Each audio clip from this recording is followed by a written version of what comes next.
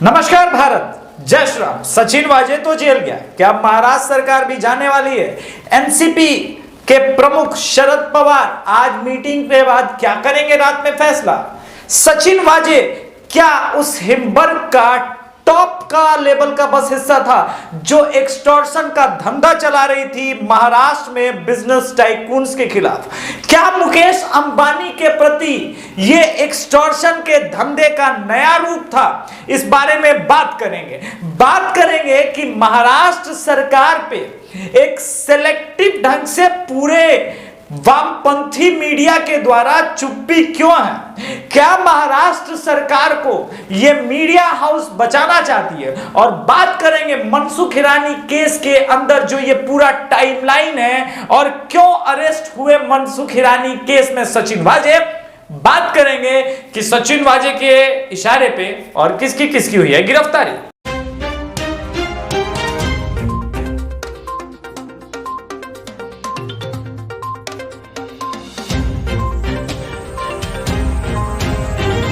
दोस्तों, सनातन धर्म में बहुत बड़ी बात है। कहा जाता है कि कर्मों का फल आपको इसी जन्म में भुगतना है। एक असिस्टेंट पुलिस इंस्पेक्टर किस प्रकार से 60 इनकाउंटर करता है, मगर 2004 में ख्वाजा यूनिस के कस्टोडियल डेथ के बाद उसे सस्पेंड कर दिया जाता है। उस वक्त कांग्रेस और एनसीपी उसकी सबसे बड़ी आलोचक थी, मगर जब 2020 में उनकी सत्ता आती है तो सत्ता प्राप्ति के साथ ही कोविड का बहाना लेकर के रातों रात महाराष्ट्र सरकार एक नोटिफिकेशन जारी करती है कि पुलिस अफसरों की कमी है। सचिन वाजे को बुलाया जाता है।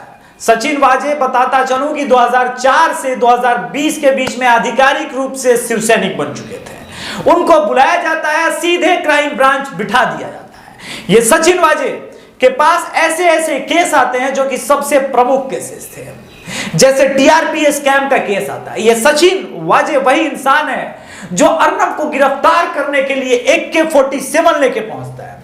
आज पहिया घूम गया समय का। सचिन वाजे को एनआईए ने जब गिरफ्तार किया, उसके बाद सचिन वाजे के इंफॉर्मेशन पे जिस बंदे ने उस स्कॉर्पियो का नंबर प्लेट जो है बदला था, जो कि मुकेश अंबानी के घर के बाहर खड़ी थी, उस बंदे को भी अरेस्ट कर दिया। मगर सचिन वाजे ने अपने कन्फेशन में कहा है कि वो बड़े आइसबर्ग जो कि एक्सटॉर्शन का धंधा चल रहा है इस वक्त महाराष्ट्र में, उसका एक बहुत छोटा सा हिस्सा है। तो सवाल ये है, बड़ा हिस्सा कौन है? और क्या ये बड़ा हिस्सा मीडिया के भी वर्ग के लोग शामिल हैं जो मुकेश अंबानी पे दबाव बनाना चाहते हैं और मुकेश अंबानी को बर्बाद करके कांग्रेस या फिर बड़े मीडिया वर्ग हैं?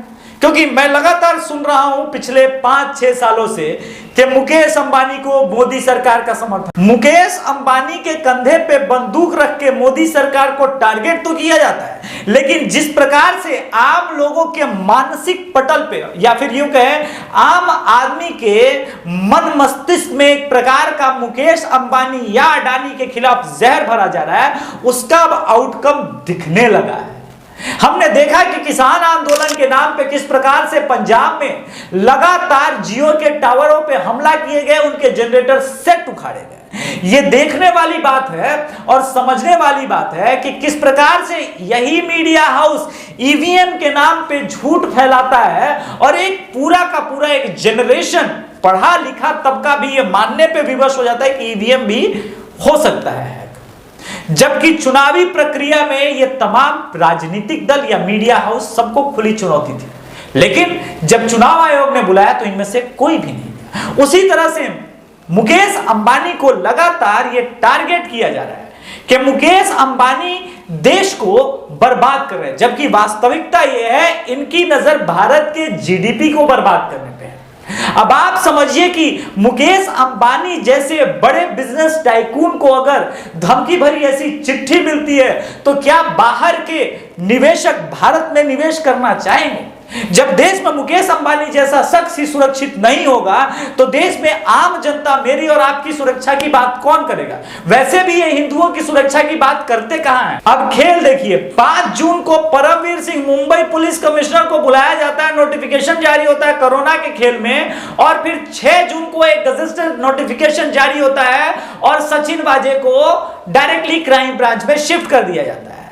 अर्नब का केस हो या टीआरपी स्कैम हो या फिर बादशाह वाला केस हो, इन सबको सचिन वाजे हैंडल कर रहा था। एक सोचिए, एक असिस्टेंट पुलिस इंस्पेक्टर को इतनी सारी जिम्मेदारियां दी जाती है, तो क्या सचिन वाजे का कहना सही है कि वो उस बड़े आइसबर्ग के एक छोटा सा हिस्सा है जो कि पूरा एक्सटॉर्शन का धंधा व्यापारियों के साथ चला रही है महाराष्ट्र सरकार? और महाराष्ट्र सरकार में जो कुछ भी हो रहा है इस वक्त, उसके ऊपर ये मीडिया की चुप्पी क्यों है? क्यों वर्ल्ड के बेस्ट सीएम के तौर पे आजकल उद्धव ठाकरे को ये मीडिया हाउस बताना चाहती है?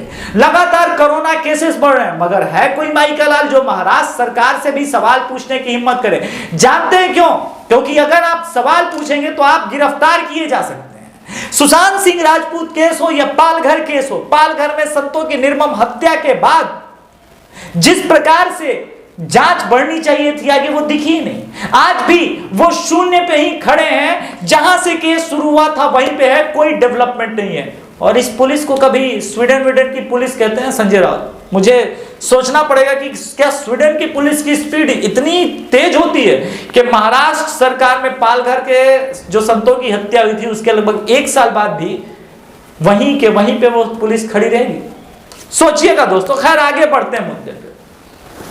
अब एनसीपी प्रमुख शरद पवार चाहते हैं इस सरकार से बाहर जाना, क्योंकि छवि खराब होने की बात नहीं है, सिर्फ बात यह है कि मुकेश अंबानी जैसे शख्स पे जिस प्रकार से एक्सटॉर्शन का खेल खेला गया खुल्लम खुल्ला, ये बताता है ये भारत के लिए हितकर नहीं है। चाहे आप किसी भी पार्टी या राजनीतिक दल के समर्थक हो, मगर आप सोचिएगा, क्या यह बात सही नहीं है कि मिलिंद देवड़ा के लिए, जो कि कांग्रेस के प्रत्याशी थे 2019 में, उसके लिए मुकेश अंबानी ने रोड शो किया था? आज अंबानी और अडानी को लेकर के हमले किए जाते हैं, ये कितनी झूठी बात है।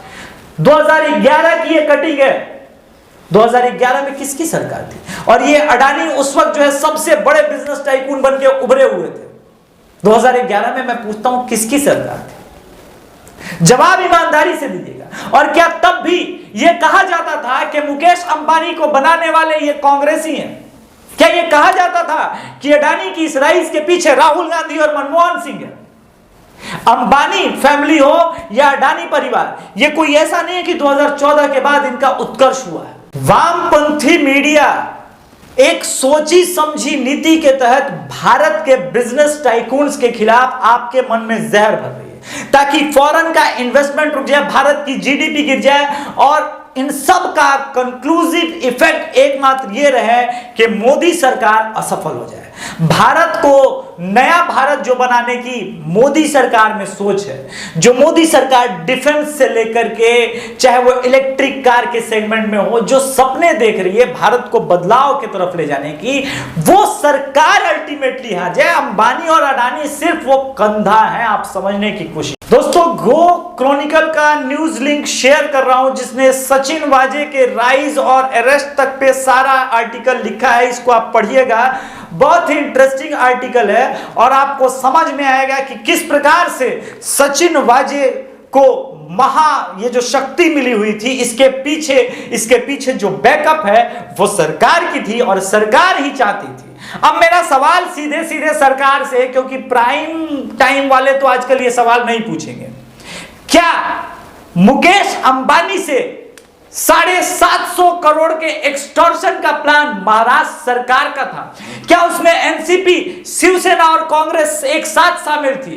क्या बिजनेस टाइकून जो सेफ नहीं है इस देश में, कौन गारंटी लेगा, जो कि भारत में निवेश करते हैं, भारत को बनाने के लिए दिन रात मेहनत करते हैं और लाखों लोगों का पैरेलली सरकार के पेट पालते हैं? ये ना सोचिए सिर्फ मुकेश अंबानी का जो ये वेल्थ काउंट होता है ना, उसके पूरे बिजनेस में स्टॉक से लेकर के उनके रोजगार, एम्प्लॉय, काम करने वाले, इन सब का कंक्लूसिव ग्रोथ दिखाते हैं।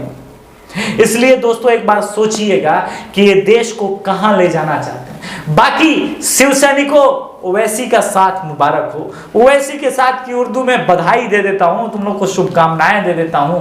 खूब फूलोगे नहीं, क्योंकि कर्मा जिस पावन भूमि पे, जिस महाराज शिवाजी, छत्रपति शिवाजी महाराज जी की धरती पे संतों की हत्या हुई है, उसका इंसाफ परमेश्वर जरूर करेगा। जय श्री राम।